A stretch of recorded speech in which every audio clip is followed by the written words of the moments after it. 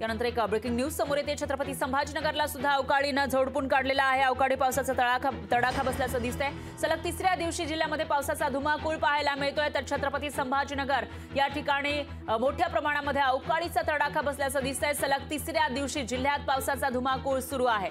फळ पिकांचा उन्हाळी पिकांचं मोठं नुकसान होताना दिसतंय। तर बिडकीन शिवारात पपईच्या बागेचं प्रचंड नुकसान झालं आहे। ही दृश्य आहे छत्रपती संभाजीनगर मधील। या ठिकाणी एकीकडे प्रचंड उन्हाळा आपल्याला जाणवत होता। काही दिवसांपूर्वीपर्यंत पाण्याची समस्या होती, पण त्याच छत्रपती संभाजीनगरमध्ये आता धो पाऊस बरसतोय। पण हा पावसाळा नाहीये, तर हे पाऊस आहे अवकाळीचा।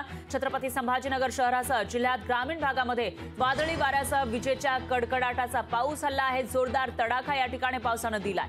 करमाड, शेकटा आणि करंजगाव शिवारात विजेच्या कडकडाटासह वादळी वाऱ्याचा पाऊस या ठिकाणी झाला आहे। त्यामुळे शेतकऱ्यांची धावपळ उडाली। तर बिडकीन शिवारात अवकाळीचा फटका शेतकऱ्यांच्या पपईच्या बागांना बसलेला आहे आणि पीक आडबस झालंय। त्यामुळे शेतकऱ्यांचा मोठा आर्थिक नुकसान झालं आहे। शिवाय उन्हाळी पिकांनाही याचा फटका बसतोय। तर अचानक आलेल्या या पावसामुळे शेतकऱ्यांची तारांबळ उडाली। या पावसामुळे मूळ शेतकरी आर्थिक संकटात सापडलेले आहे। लवकरात लवकर पंचनामे करून नुकसान भरपाई द्यावी अशी मागणी हे शेतकरी करतायत। दरम्यान ढगाळ वातावरणामुळे उन्हाचा चटका कमी अधिक होत असताना उकाडा मात्र कायम आहे। दरम्यान मराठवाड्यात वादळी वाऱ्यासह पावसाचा इशारा हवामान विभागानं दिल्याचं पाहायला मिळतं आणि मागील 3 दिवसांपासून छत्रपती संभाजीनगरमध्ये अवकाळीचा फटका बसतोय।